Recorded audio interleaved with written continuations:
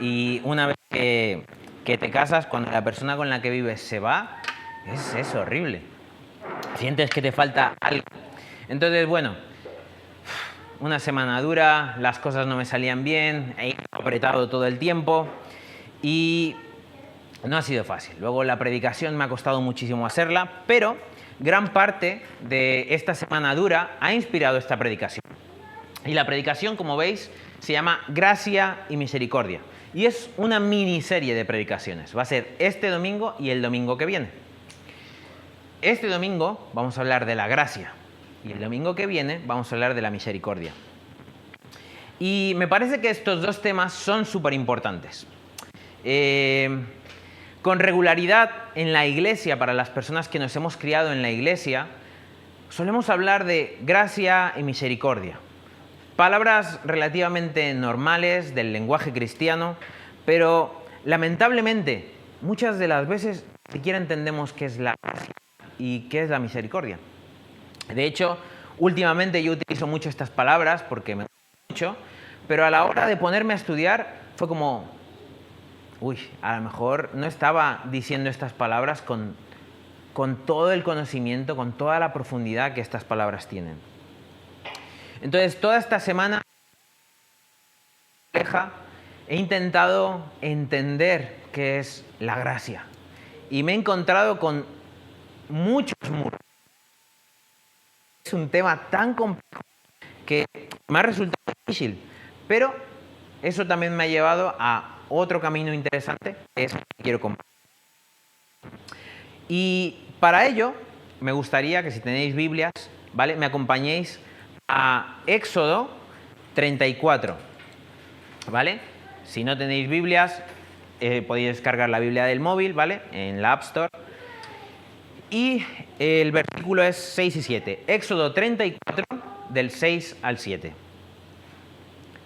Éxodo 34, del 6 al 7. ¿Y qué dice Éxodo 34, del 6 al 7? Bueno, este pasaje comienza diciendo: entonces pasó el Señor por Señor, Dios compasivo, lleno de gracia, lento para misericordia y verdad. Misericordia a millares, el que perdona la iniquidad, la transgresión y el pecado, el que no tendrá, castiga la iniquidad de los padres sobre los hijos y sobre los hijos de los hijos. Muy bien, este pasaje de entrada os digo que es súper complejo y hay muchísima tela que cortar y no podemos cortar toda esa tela hoy. Así que os voy a mandar por el canal de WhatsApp de la iglesia una serie de, creo que son 5 o 6 vídeos de Bible Project o Proyecto Biblia, donde no solamente explican este pasaje, sino explican cada una de las palabras. Hay un vídeo dedicado a cada una de las palabras que se utilizan aquí. Esta gente hace un trabajo increíble. Para mí son yo no puedo explicar cómo ellos lo hacen, pero sí que podemos enfocarnos un poquito más en este concepto. Simplemente para ir ayudando a orientaros, cuando estamos en 4, no sé si recordáis, como hablamos de santidad. Hablamos de que quiere pasar tiempo con el pueblo de Israel. Dios está en una montaña, su presencia está como en forma de una nube, y entonces le dice al pueblo de Israel que suba, pero el pueblo de Israel no se atreve. Entonces Moisés sube a la montaña, Moisés, el de la película del príncipe de Egipto, ¿vale? Ya ha salido de Egipto, se ha llevado al pueblo, está en el desierto, entonces sube a la montaña, y una vez en la montaña Dios le entrega los 10 mandamientos. Muy interesante los 10 mandamientos. Muchos teólogos dicen que de estos 10 mandamientos, 5 están dedicados a amar a Dios y 5 están dedicados a amar a la gente. Que eso tiene mucho sentido porque al final, cuando Jesús le pregunta a un fariseo cuál es el mandamiento más importante, amarás a tu prójimo y amarás a Dios. En eso se resume toda la ley, todos los profetas: amar al prójimo y amar a Dios. Y entonces Éxodo continúa y llegamos a este momento. Y este momento es súper especial. ¿Por qué? Dios, desde el principio de la Biblia, se muestra como yo soy el que soy. Yo existo, yo soy Dios. No da mucho margen y simplemente parte de que la gente sabe que Él existe y sabe que Él es real. Pero nosotros no conocemos mucho acerca de Dios. Vemos cómo Dios actúa, pero de hecho ni siquiera conocíamos el nombre de Dios. Y en este momento se nos da la primera explicación de los atributos, o sea, de qué es Dios. ¿Vale? La primera explicación en toda la Biblia de quién o qué es Dios está aquí. Entonces, con esto en mente vamos a volverlo a leer. Señor, Señor, Dios compasivo, lleno de gracia, lento para la ira y abundante en misericordia y verdad. Esta es la primera explicación de quién es Dios. Entonces, por este pasaje podríamos concluir que Dios tiene compasión, que Dios tiene gracia, que Dios es lento para la ira, que no se enfada tanto, y que es abundante en misericordia. Por eso, cuando yo quería predicar sobre gracia y misericordia, tenía que empezar por este pasaje. Porque este pasaje es la primera vez que se nos dice que Dios tiene gracia y misericordia. Los vídeos que os recomiendo van a abordar más palabras, van a abordar palabras como compasión, lento para la ira, abundante en misericordia, así que son muy interesantes, ¿vale? Bueno, adentrándonos un poquito más en la gracia. Cuando hablamos de gracia y misericordia, hablamos de dos caras de la misma moneda. De hecho, en la Biblia, constantemente gracia y misericordia. Tenéis que entender que hoy nosotros leemos la Biblia en español, pero la Biblia se escribió originalmente en hebreo, arameo y griego. Entonces hay un intercambio de palabras y muchas veces hay un intercambio de palabras entre gracia y misericordia. A veces parecen lo mismo, pero como veremos, no es lo mismo.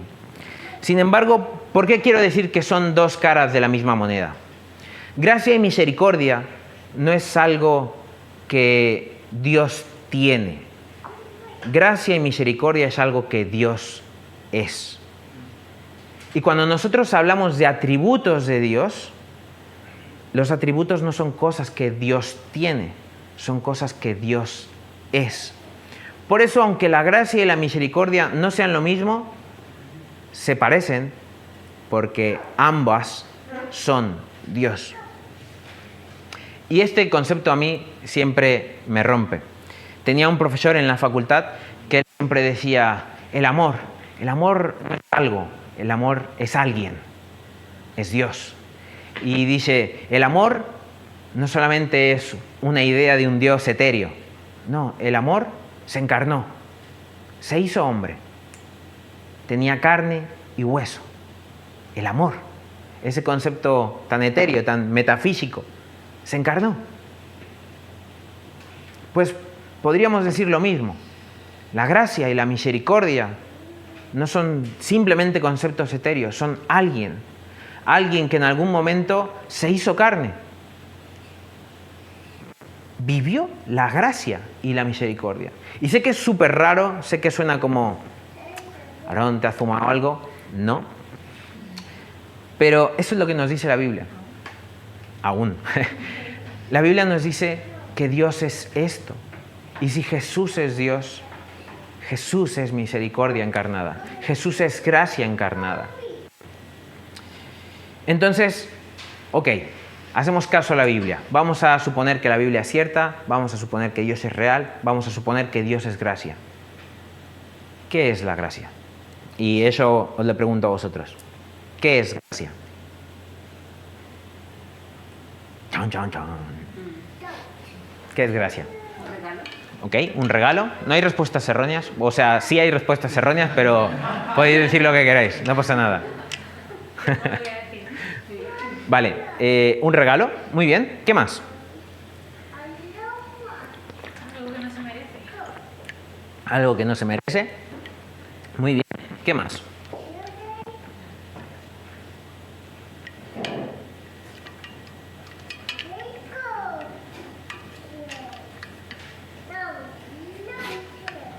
complejo, ¿eh? Cuando en verdad te pones... Estas ciertas, pero sabes... Pero más allá de eso, ¿qué es gracia? La capacidad de perdonar. La capacidad de perdonar, ok. ¿Qué más? Como una entrega total sin esperar nada a cambio. Una entrega total, sin esperar nada a cambio, muy bien. ¿Qué más? Ver las cosas desde una perspectiva más profunda.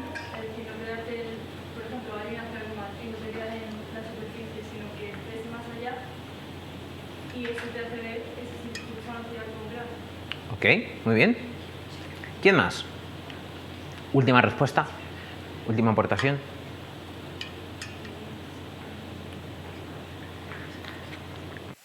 ¿Nadie? Vale. Pues dejadme leeros lo que dice un diccionario sobre la gracia. Este es un diccionario bíblico. Como os decía, la Biblia, originalmente Antiguo Testamento escrito en hebreo, Nuevo Testamento escrito en la gran parte. Este diccionario nos dice que la palabra en hebreo para gracia es gen. ¿Vale? Gen. Y dice, gen es un término, no es un término esencialmente religioso. Expresa un modo de relaciones sociales marcadas por las diferencias de clases, rango y prestigio. Por eso es básicamente un favor. Del grande hacia el pequeño, una condescendencia por la que el superior se aviene a tratar misericordiosamente con el inferior, el fuerte con el débil.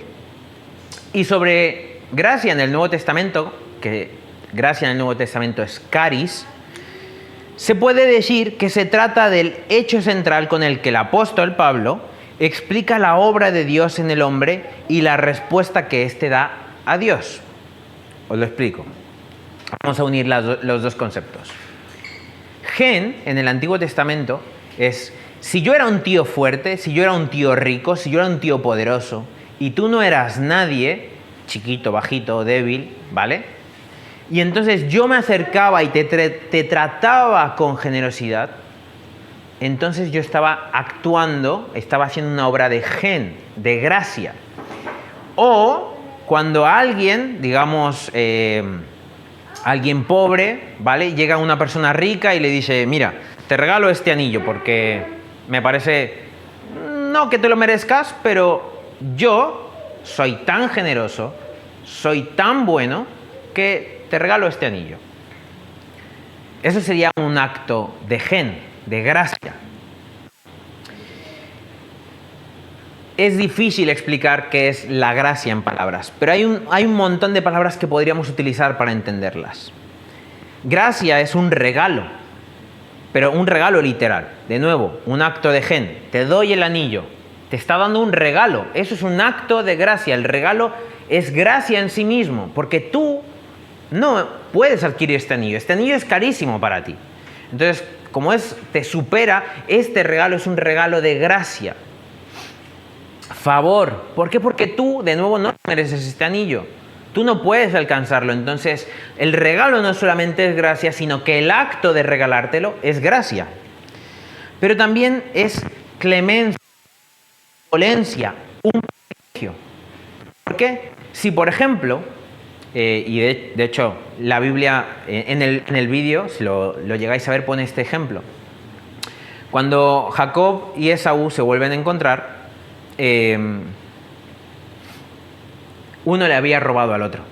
Le había robado, lo había dejado sin la herencia. 20 años después, cuando se reencuentran, el que le robó le pide a su hermano gen, gracia, mírame con favor. Yo me merezco. Y más en aquella época, capaz que me mates o que me quites todo lo que tengo.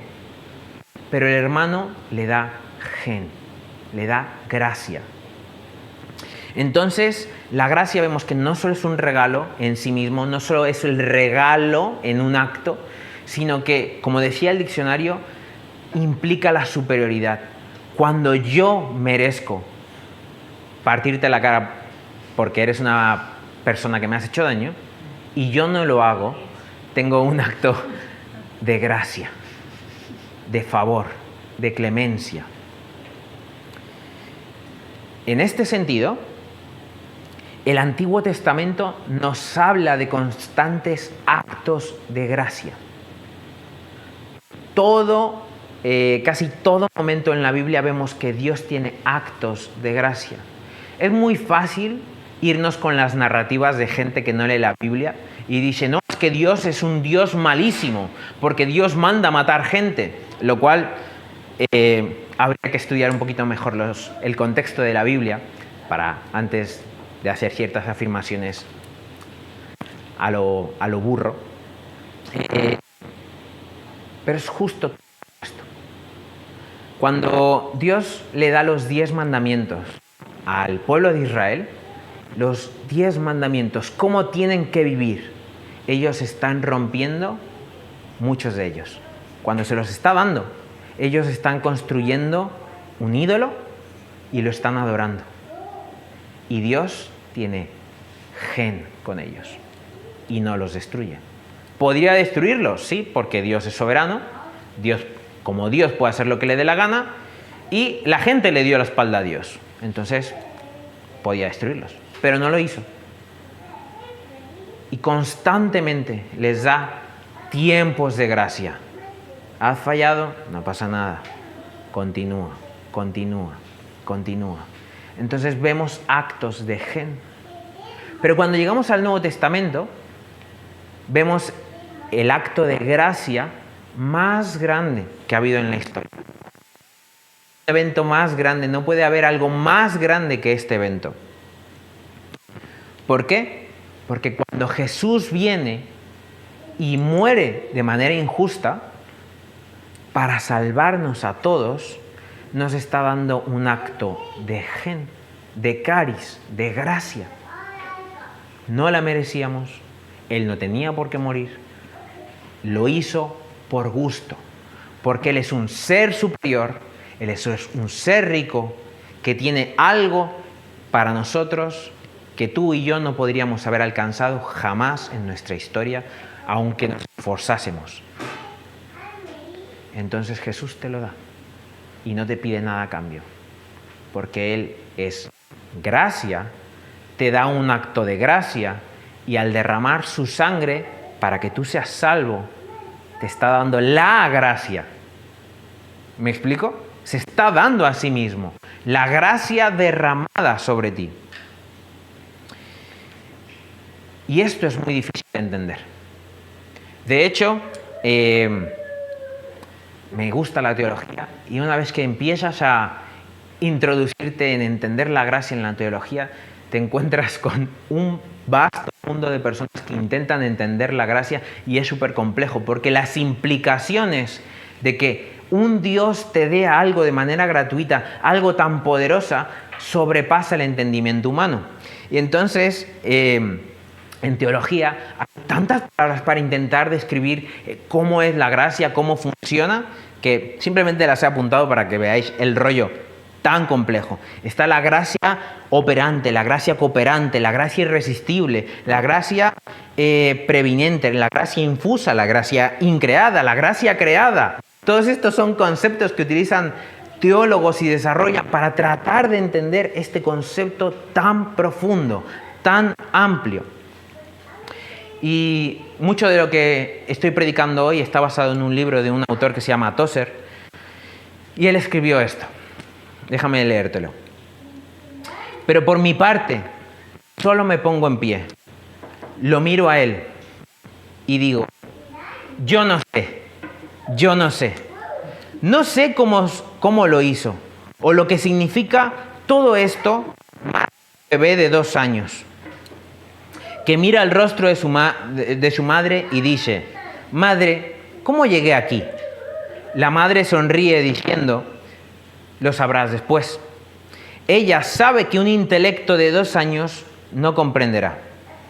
Creo que cuando decimos, oh Dios, ¿cómo es esto? Dios dice, lo sabrás después. En este libro, Tozer está intentando explicar un poquito qué es la gracia y él lo reconoce y dice, no sé, no puedo entenderlo, pero lo que sí puedo hacer es mirar a la cruz, tratar de comprender que eso es la gracia y recibirla. No lo voy a entender en esta vida. Puede que en la siguiente lo entienda. No lo voy a entender. Pero lo que sí puedo hacer es tratar de vivirla, de profundizar en ella.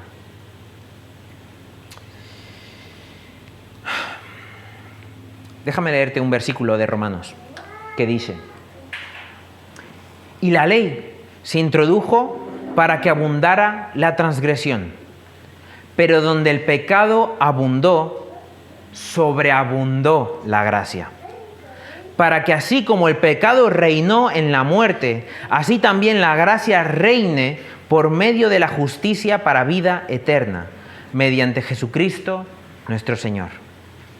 Sobre esto, un teólogo llamado Teodoroteo de Ciro dijo: la gracia,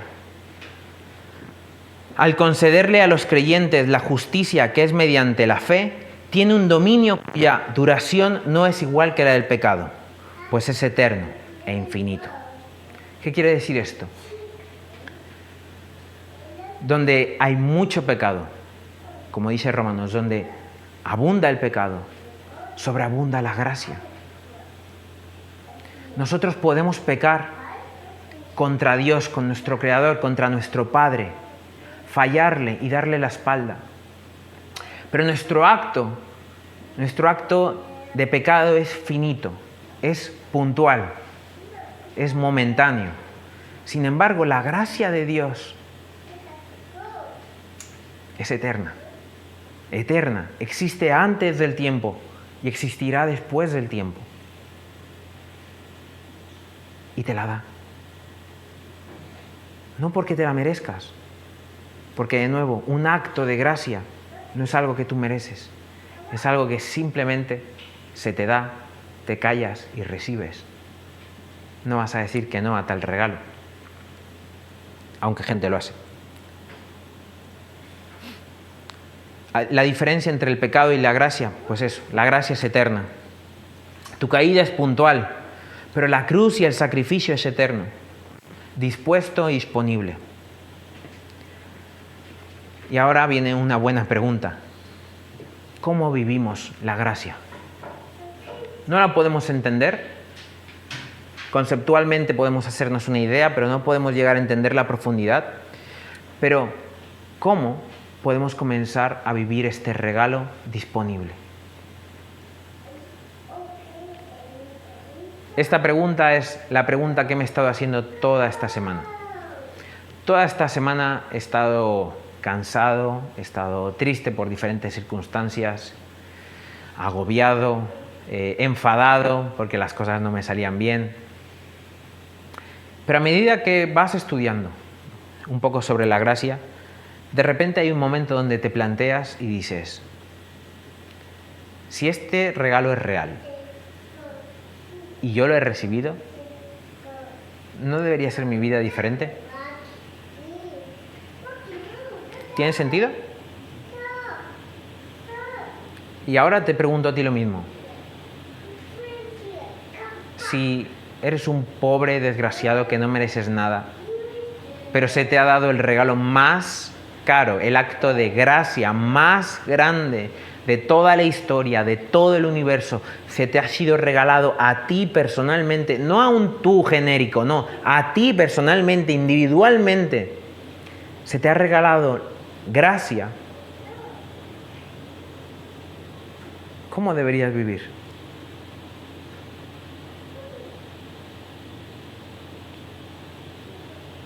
¿Cómo deberíamos levantarnos cada mañana sabiendo que tienes un regalo tan grande, tan caro? Un regalo que teólogos a lo largo de cientos de años no han podido comprender.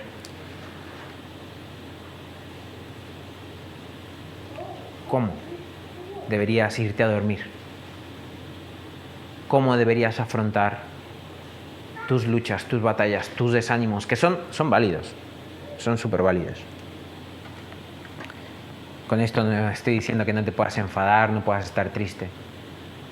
Pero ¿cómo lo enfrentas sabiendo que tienes tanto? Como no, hay que mencionar a Bonhoeffer, que aquí ya le vamos a construir un altar. Bonhoeffer, Dietrich Bonhoeffer, teólogo luterano alemán, escribió un libro llamado El precio de la gracia. Y él hace un juego de palabras entre la gracia cara y la gracia barata. Y él está hablando de la gracia barata como la gracia mal entendida, mal vivida.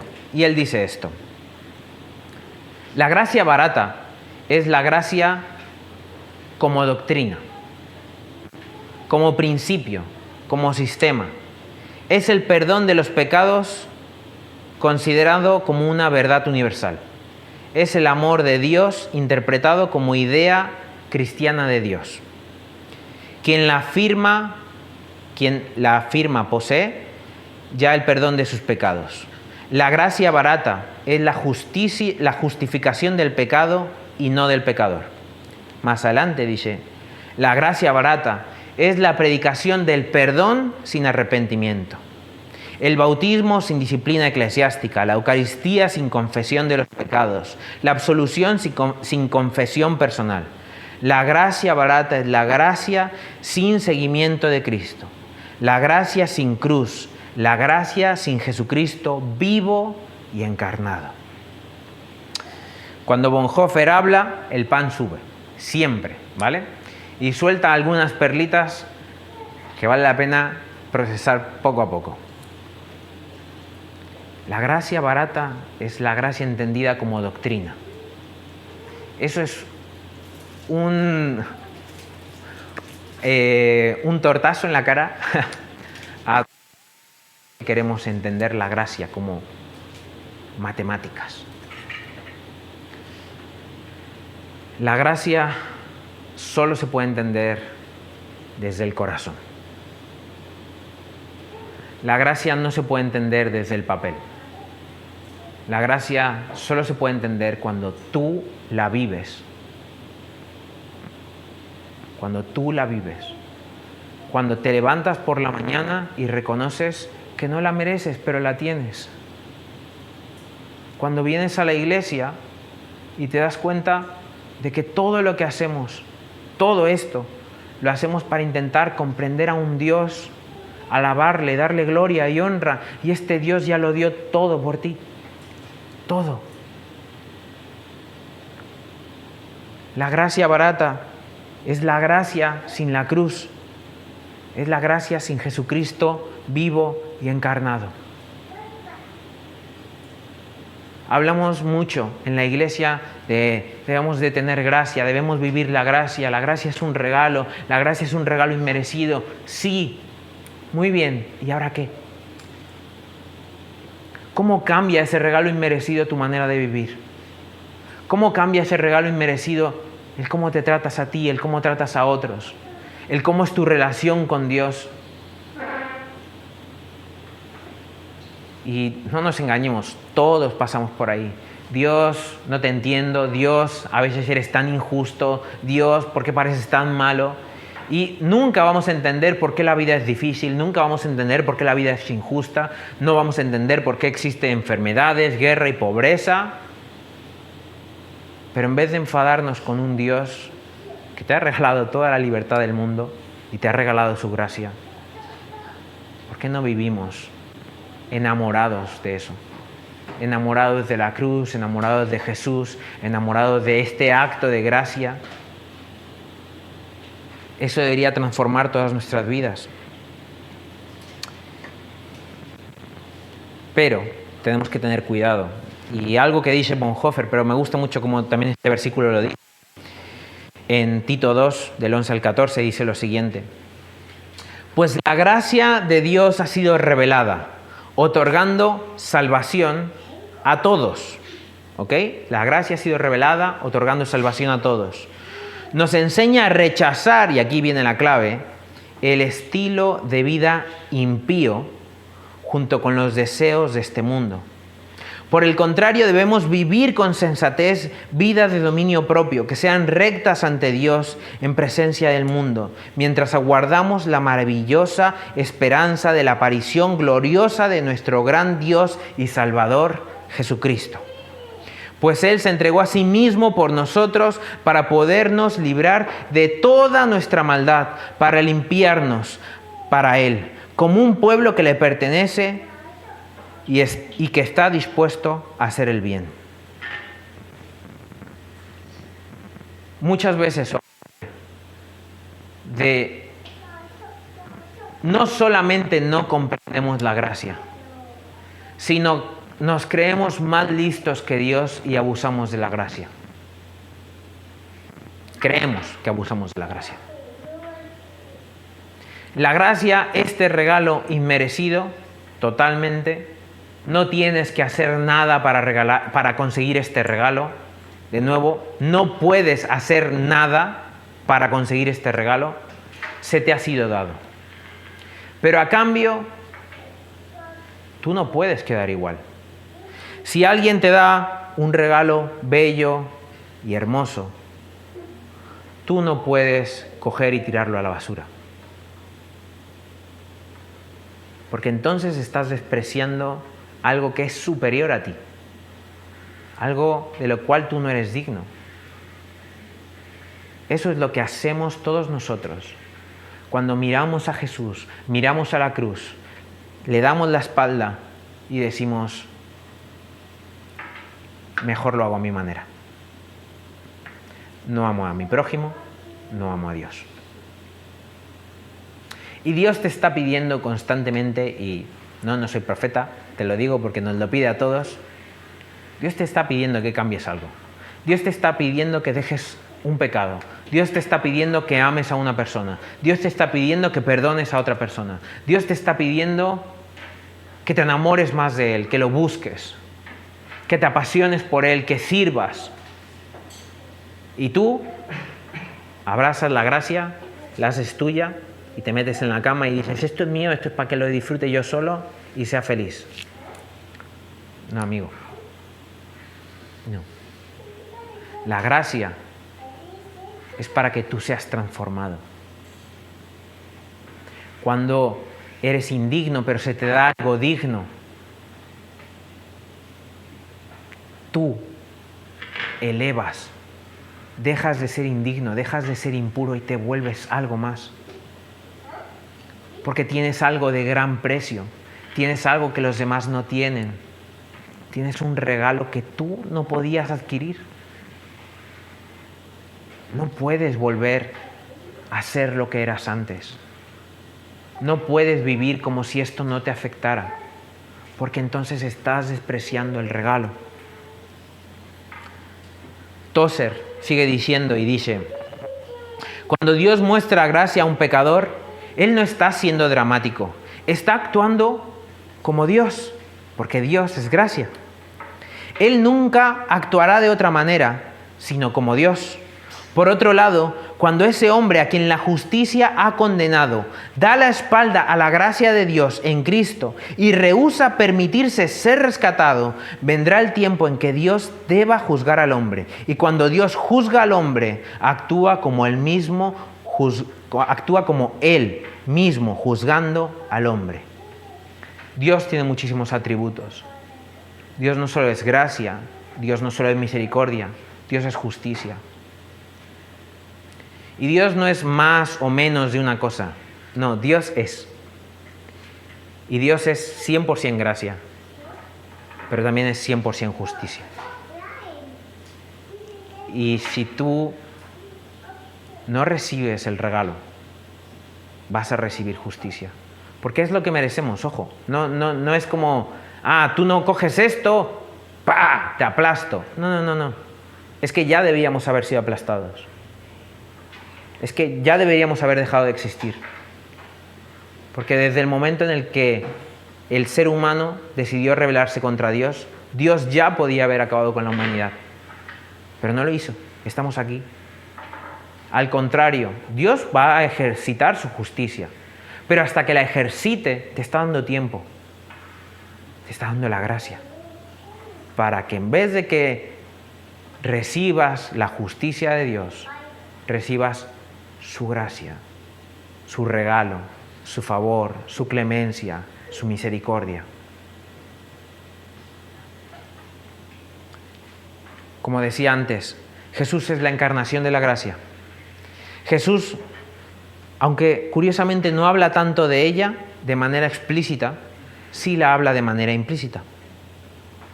Os animo a todos, no solamente ver los vídeos que os he mandado, sino que en vuestro tiempo libre volváis a leer el Sermón del Monte. Cómo Dios te pide que actúes con los demás. Cómo Jesús pidió que cuidáramos a las viudas, a los huérfanos, a los pobres, a los extranjeros. Cómo Jesús pidió que tienes que amar a tu enemigo. Cómo Jesús pidió que tienes que guardar tu corazón. Esa misma persona que se crucificó en una cruz para salvarte a ti, te dio una serie de normas en las cuales tú tienes que intentar vivir. Vas a fallar 100%, te vas a equivocar 100%, pero para eso está la cruz, para mirar y volver a recibir esa gracia y continuar cada día esforzándote por ser más parecido a Jesús. No sé si en esta vida del monte como Jesús lo esperaba, pero debemos intentarlo y de nuevo, si fallo, miro a la cruz, miro a Jesús.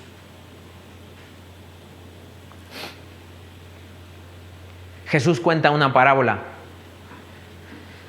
de un rey y alguien tenía una deuda con este rey, con este señor.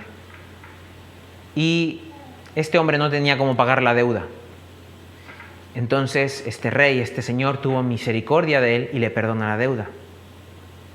Y este hombre tenía otra persona que tenía una deuda con él. Y entonces va y coge a este hombre y le obliga a que pague su deuda. Cuando el rey se entera, lo manda a castigar, a matar. ¿Cuántas veces nosotros no somos así?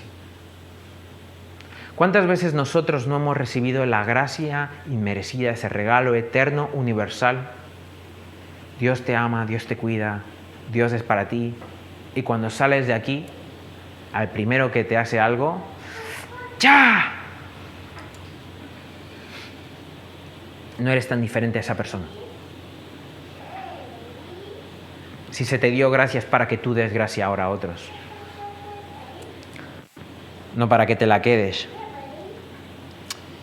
Quiero finalizar, esta predicación ha sido muy densa, de verdad. Quiero finalizar haciéndoos unas preguntas a vosotros. ¿Cómo vivimos y aceptamos y ponemos en práctica la gracia? Es una pregunta, quiero que me respondéis con cosas prácticas. ¿Cómo vivimos y aceptamos la gracia? ¿Cómo yo, en una semana tan horrible, cuando estoy enfadado con todo el mundo y no quiero ver a nadie, puedo volver a la cruz, ver la gracia y amar a otros? Pregunta honesta.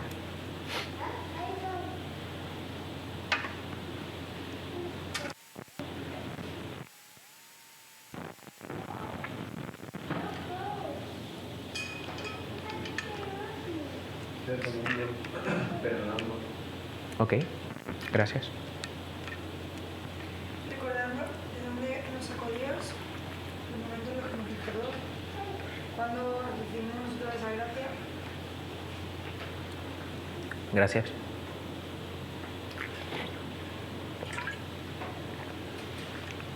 ¿Alguien más? Darle amor a la gente. Ok. Me gusta, aunque os voy a reformular la pregunta. ¿Podemos ser más prácticos? Porque definitivamente tenemos que perdonar, definitivamente podemos recordar, podemos dar más amor a la gente. Pero ¿cómo llegamos a esas tres cosas que, por ejemplo, habéis dicho? Porque en un mal día a mí no me apetece perdonar a nadie. Yo creo que para dar gracia primero tenemos que recibir. Y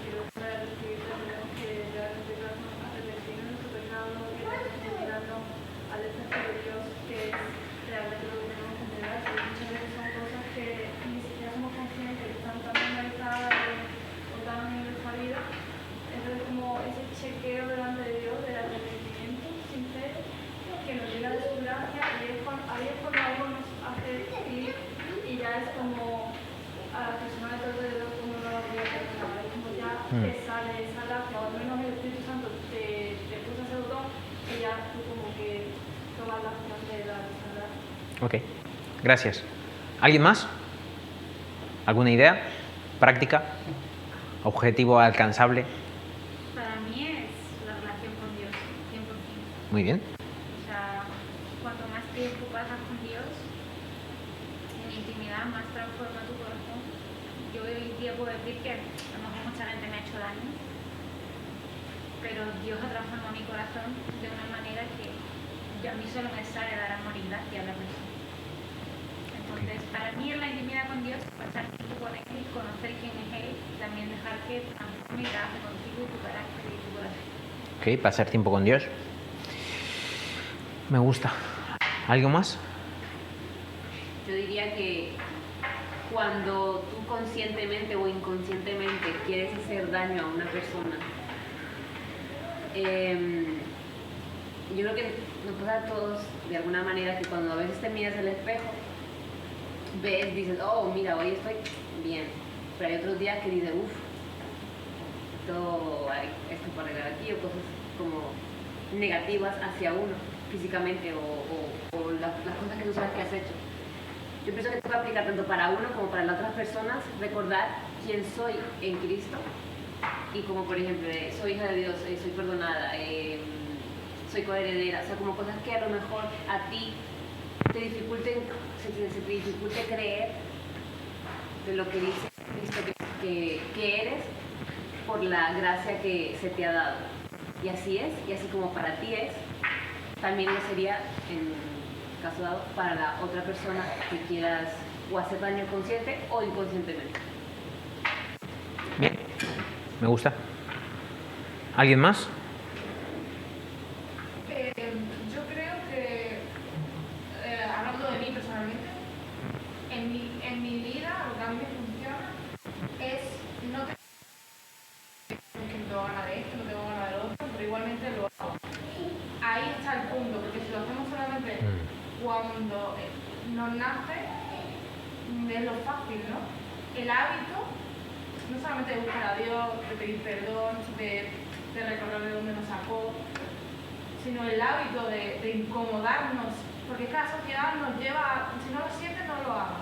Pero en realidad es que funciona al revés, no lo sientes, ahora tienes que hacerlo. Esa para mí es la clave y es cuando yo me siento realmente transformada. Gracias. Sí, me encanta tu aportación porque considero que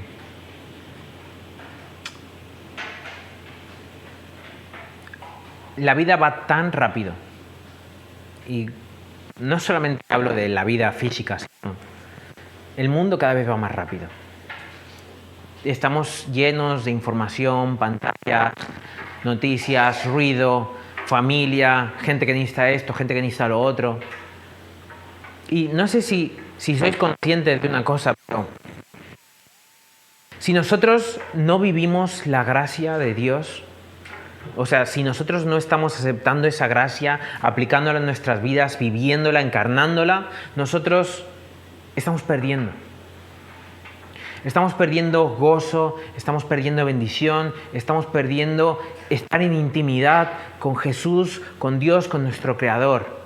Estamos perdiendo como esta conexión. Y no quiero ponerme como espiritual, pero trata de entender lo que quiero decir. El mundo quiere que tú no estés conectado con Dios. Que ese regalo de gracia no lo vivas. Entonces vienen los problemas, vienen las situaciones, vienen las dificultades. De nuevo, siempre van a estar. Y por esta razón, creo que es súper importante no solamente ser conscientes de cómo el mundo muchas veces y la vida y las circunstancias nos van a llevar a distraernos de poner nuestra mirada en Jesús y de abrazar la gracia, sino que también nosotros tenemos consciente, diario, de conectar con Dios. Porque este regalo es tan grande, pero está tan interiorizado que muchas veces me olvido que lo tengo. Entonces tengo que hacer el ejercicio consciente de abrazar la gracia, de abrazar este regalo. Por ello, en la Iglesia, o sea, en la Iglesia universal y a lo largo de la historia, la Iglesia siempre ha buscado tener disciplinas que nos ayuden a conectar con Dios. Y eso es algo que como Iglesia poco a poco vamos a ir trabajando y queremos ir implementando. Pero ideas para vivir la gracia. Una rutina de oración. Una rutina de, todas las mañanas, gracias. Gracias por la gracia. Los luteranos, todas las mañanas, no todos, ¿vale? Se levantan y hacen el símbolo de la cruz. No como una cosa para que les dé suerte, es una oración sin palabras. Nosotros como protestantes esas cosas nos asustan, como evangélicos, pero no es nada malo. Entonces los luteranos se levantan de la cama y lo primero, recuerdo la cruz, recuerdo el sacrificio. Comienzo el día. Una rutina de servicio. ¿Quieres experimentar la gracia? Ve y dale gracia a otros. Como Iglesia queremos implementar el hacer servicio fuera. Y estamos trabajando con Vane en esa área. Servicio social, misiones. Y como Iglesia queremos implementar cosas para ayudaros, pero también tú tienes tu rutina. ¿A quién sirves? ¿Cómo sirves? Sin ir más lejos, mi madre. Bueno, ya no vivo yo con mi madre, ¿vale? Pero la pongo siempre de ejemplo. Siempre le hablo mal a mi madre. O siempre que mi madre me pide ayuda, le digo que se busque a otro. ¿Por qué no la sirves? ¿Por qué no la ayudas? Mi compañero del trabajo, ese que siempre me está chinchando. Un ejercicio. Cada lunes voy a ir con mi compañero de trabajo y le voy a dar un chocolatito. No se lo merece, es un desgraciado. Pero yo le doy gracia. Ejercicios. Ayuno, oración. Prácticas espirituales. Y hay una práctica que a mí personalmente me encanta y con esto quiero cerrar. Y es la práctica de la alabanza. La alabanza es una de las cosas que más nos ayuda a conectar con la gracia de Dios. La alabanza puede ser a través de meditar la Biblia, los salmos, los proverbios, pero también puede ser a través de cantar.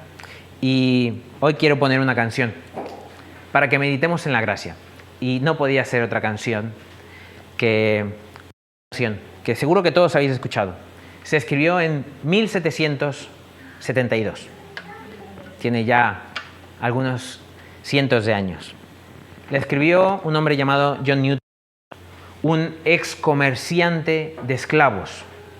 En Inglaterra traían muchos esclavos de África, gente negra, y este hombre era el encargado de llevarlos para allá. Este hombre tiene un encuentro con Dios, le cambia, le transforma, le llevó algún tiempo a entender que la esclavitud no era lo correcto, pero en algún momento se arrepiente, se vuelve un abolicionista y consiguió mover al gobierno de aquel momento para que se aboliera la esclavitud.